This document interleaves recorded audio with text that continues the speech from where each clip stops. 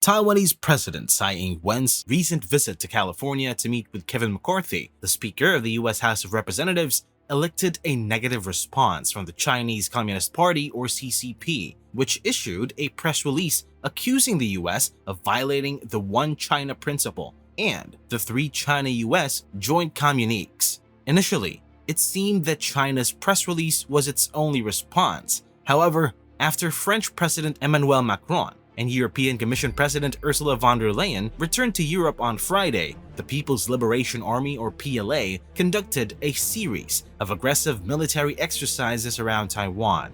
This has caused concerns about the possibility of a full-blown conflict. In this video, we will explore why China is so irked about Tsai Ing-wen's visit to the US, the PLA's military drills, and whether there is any indication that China is planning to invade Taiwan soon.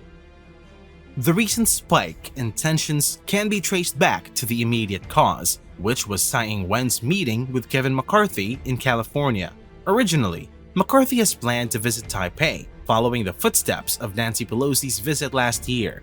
However, Taiwan convinced him to have the meeting in California instead, as the CCP was less hostile towards Taiwanese officials visiting the US, rather than the US officials visiting Taiwan. This way, it would appear as though the US was not actively advocating for Taiwanese independence. The CCP's furious reaction to Nancy Pelosi's visit to Taiwan in August, which included massive PLA military drills, including firing missiles over Taiwan, is the reason for the irate response to Tsai Ing-wen's recent visit to the US. Tsai embarked on a 10-day trip to the US in late March, and on Wednesday, she met with Kevin McCarthy at the Ronald Reagan Presidential Library in California.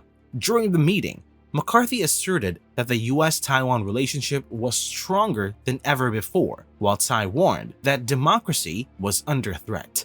At first, it appeared that Tsai's efforts to appease the CCP by holding the meeting in the US rather than Taiwan had been successful. As expected, the CCP expressed its disapproval of the meeting and reiterated its commitment to the One China principle. They also issued a warning of countermeasures, but nothing significant occurred in the immediate aftermath of the meeting. However, in hindsight, it seemed that Xi Jinping was biding his time until French President Emmanuel Macron and European Commission President Ursula von der Leyen left Beijing. After their departure on Friday, the PLA announced 3 days of military exercises around the Taiwan Strait, scheduled to begin on April 14th. Xi Jinping's strategy seemed to have paid off, as Macron returned from his China trip reportedly convinced that Taiwan was not a significant concern. He told Politico that the greatest risk for Europe was getting entangled in crises that were not their own. On the first day of the military exercises, the PLA limited its drills to the Chinese coastline. However, by the third day, the PLA was sailing its warships so close to Taiwan that there were several face-offs between the PLA and the Taiwanese Navy. The joint sword exercises on Monday, as reported by Taiwan's defense ministry, involved 12 warships and 91 aircraft, with 54 of them crossing the median line in the Taiwan Strait. To provide context, the median line is an unofficial boundary that runs through the center of the Taiwan Strait. In the past, it was customary for neither side to cross the line, but the convention has eroded as China's relations with the US and Taiwan have deteriorated over recent years. As a result, the PLA now frequently sends its aircraft over the line. In some ways, these recent exercises were even more assertive than the ones following Pelosi's visit in August. Although the PLA did not launch any missiles over the island as they did before, they sent more aircraft across the median line and simulated an aircraft carrier strike on the island. This may have been the closest that the two navies have come to actual combat.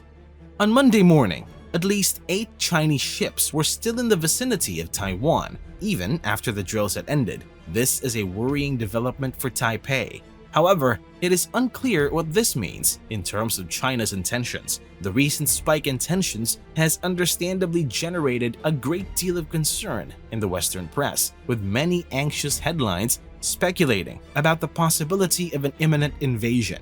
Some have even suggested that the US should shift its focus away from Ukraine and towards Taiwan. The situation in Taiwan is undoubtedly a cause for concern. According to some US intelligence officials, there is a high likelihood that China will invade Taiwan sometime before 2027. Earlier this year, General Mike Minahan, the head of the US Air Force's military command, even predicted that the US and China will probably go to war in 2025 following Taiwan's presidential elections, which are scheduled for 2024. Those who believe that an invasion of Taiwan is likely before 2027 argue that Xi Jinping has ruled out peaceful reunification, making an invasion more likely. Furthermore, China's economy is slowing, its population is aging, and its military advantage over the US in the Pacific is expected to decrease in 2027 when the new US military technology comes online. All of these factors may push China to act sooner rather than later. In Taiwan, there is a growing perception that the relationship with the mainland is deteriorating. This is reflected in the decreasing number of Taiwanese people who identify as Chinese each year. The success of the Democratic Progressive Party and the widening ideological gap between Taiwan and the mainland further indicate that Taiwan is likely to continue drifting away from mainland China in the future. There is cause for skepticism regarding the likelihood of a Chinese invasion of Taiwan in the near future. Despite the CCP's tendency to express anger when they perceive the US is violating the One China principle, Xi Jinping's own statements have been more measured. China's anti-succession law dictates that non-peaceful measures will only be taken against Taiwan when all other options have been exhausted, and Xi has emphasized that China has time and momentum on its side.